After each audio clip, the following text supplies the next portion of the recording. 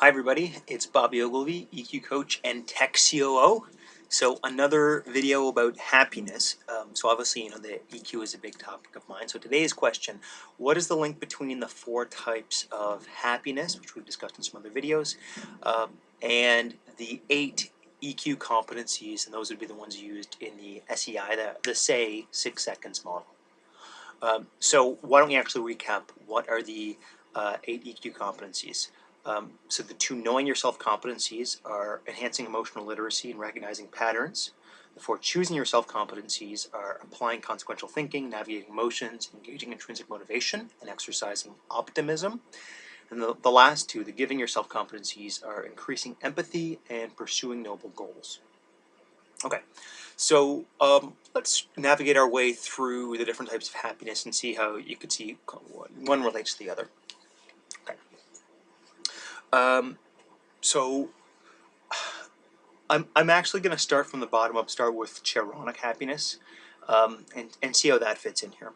So first and foremost, I'm actually going to say that Chironic happiness relates to empathy, the increasing empathy EQ competency, partly because there's a feeling component to empathy, but there's also a stepping outside yourself component to empathy, which is strongly then cultivated in the self-transcendent quality of Chironic happiness.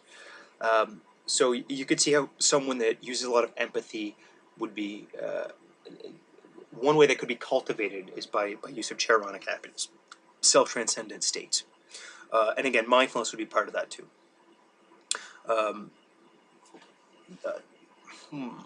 Where do we go from here? Let's jump to eudaimonic for a second.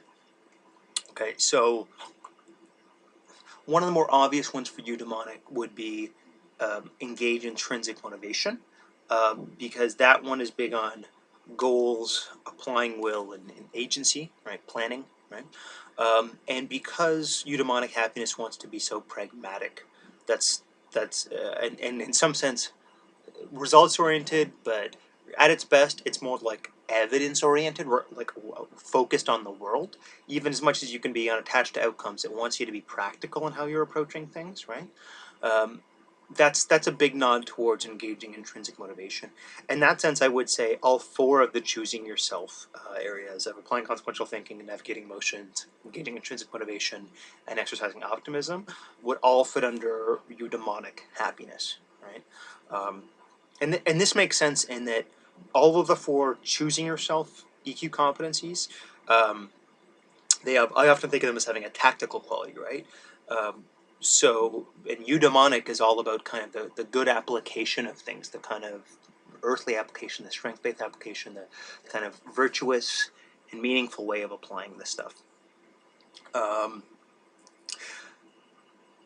Is there another one that links with eudaimonic happiness? I would say, yeah, pursuing noble goals. Eudaimonic, I think, starts with a small sense of things, because the questions starts with, okay, well, what don't I and what do I have influence over? So it starts with this kind of small segment of, where can I apply my agency? But then as you start to think win-win and want to help more people and apply your virtue and excellence in more ways, it becomes ever more inclusive in the amount of people and positive relationships and kind of future-facing situations that can be included in that virtuous action, right? Where else here? Let's give some love to that hedonic and prudential end of things. I know sometimes those are dealt with a bit backhandedly, but I think prudential would relate strongly to recognizing patterns.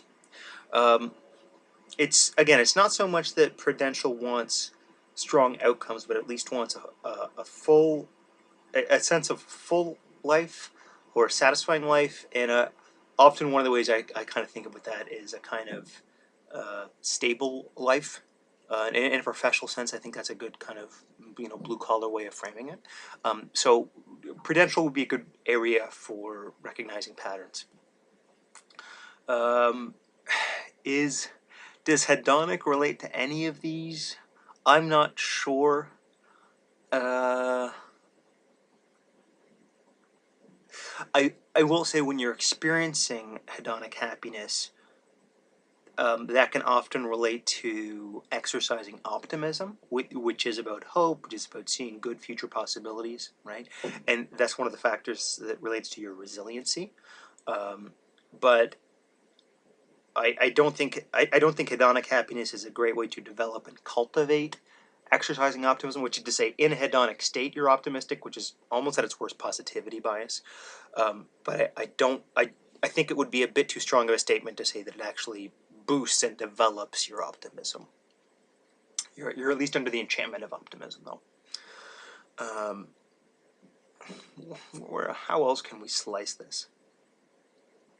Chironic happiness.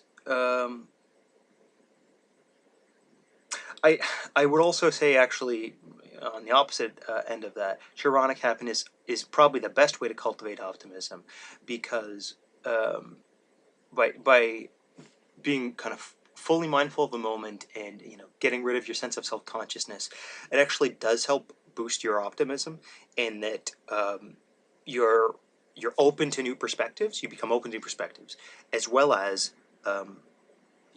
in doing that, the future starts to hold more potential, because you're not locked into, I must do this, I must uphold this certain mission or path, or protect this thing, nor are you kind of fretted with the anxieties and fears and dreads of the future. So chironic happiness is, in that sense, is actually a very good way to cultivate optimism. Navigating emotions.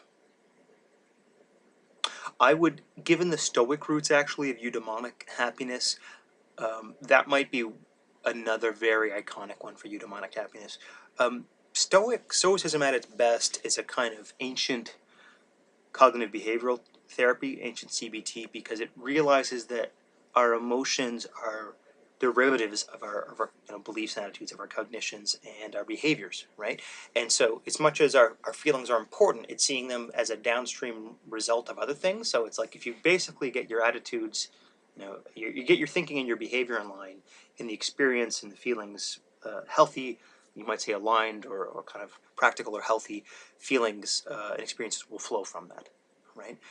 So that is actually a very strong nod towards navigating emotions. So let's just recap the definition here of navigating emotions.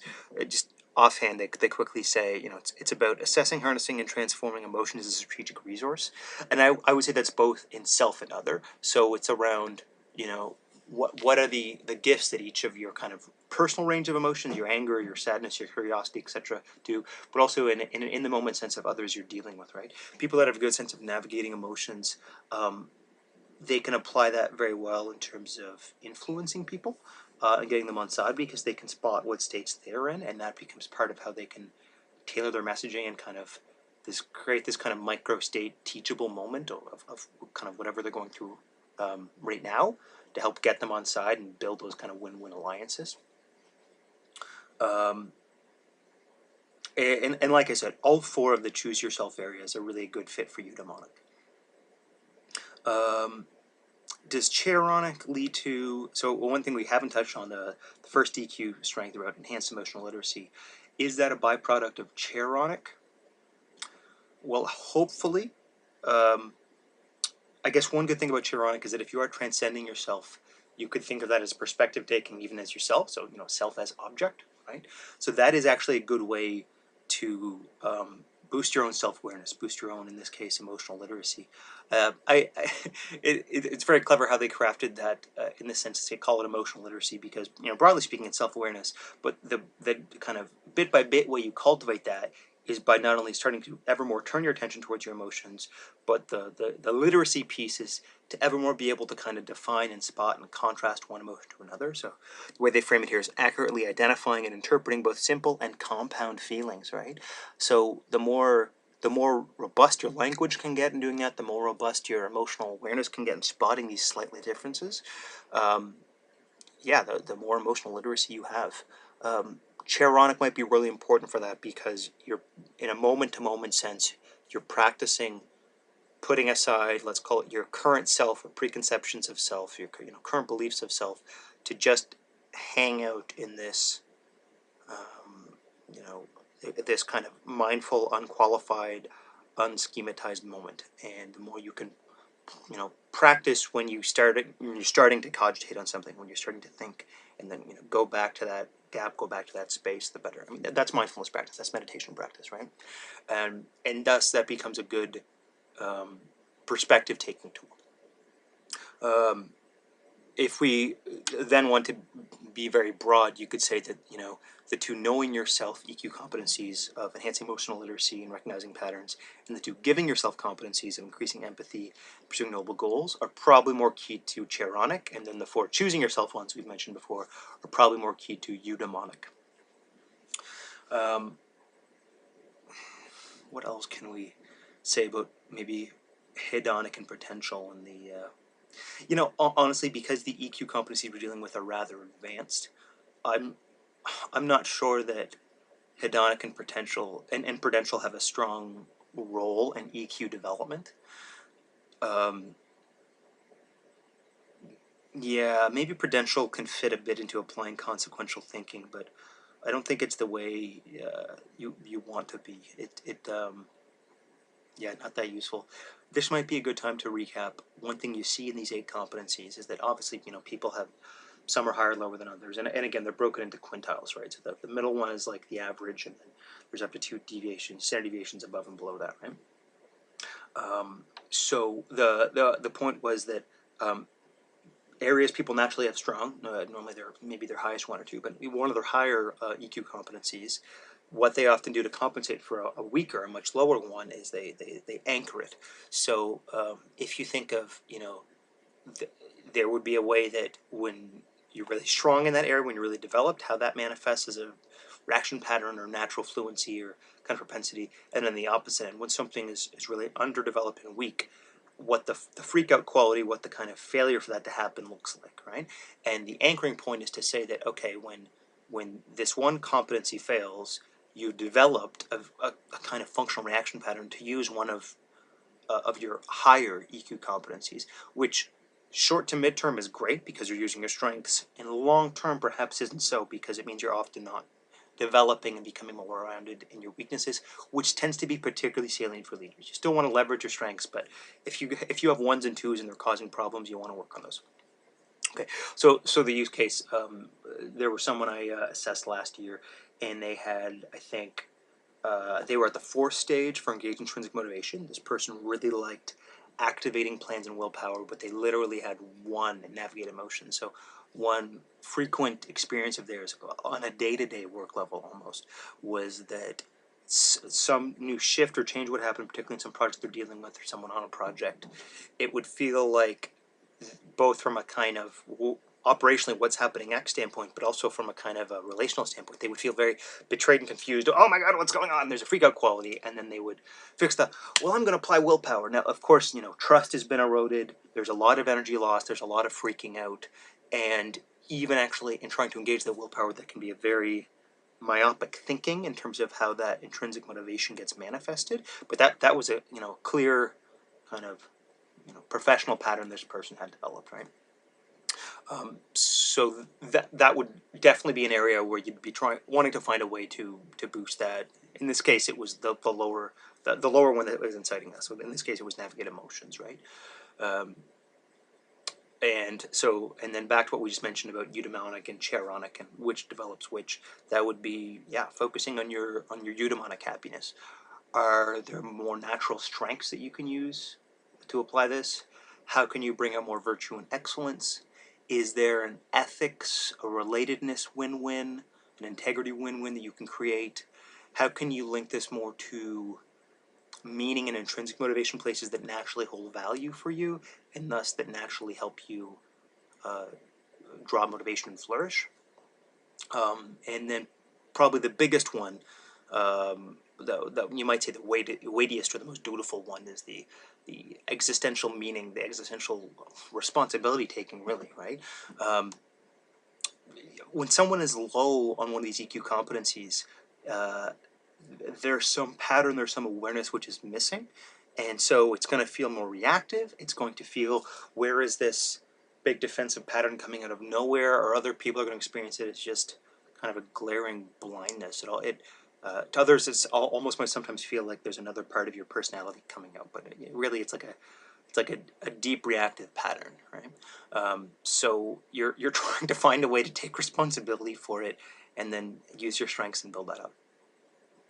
Anyway, so this is just a snapshot of these. I'd actually like to do more work trying to bit by bit cultivate plans around how people can work on this or that particular EQ competency, and how that's going to relate to how they bring more happiness into their lives. Um, One of the things I really like about when you start to get into organizational engagement work, it's not just high level as culture change, but on a more person to person relatedness or team level. It's how do we relate to each other better, and we're all kind of co-creating, co-reinforcing kind of norms with each other. And so, what if happiness, what if using our strengths and excellence, what if being mindful of ourselves, what if becoming good ethical people, um, what if trying to act in a way so that we were satisfied with this moment in our past, and the future possibilities we're looking at, what if this was more baked into how our teams were operating? Yeah, these are some of the questions that drive me. I'd love to hear your thoughts on this, because really these are new realms. EQ stuff and really ways to assess it and work with it are really new. And these different types of happiness, particularly the notion of chaironic happiness, a formal way of kind of thinking about mindfulness and self-transcendent spiritual element. These are all really new things. So I'd love your thoughts on these, because I really see this as the future of not just positive psychology, but particularly I will use the term positive leadership. Anyway, so we'll tackle that in future videos. So again, I'm Bobby Ogilvy, EQ coach and Tech COO, and I will talk to you guys soon.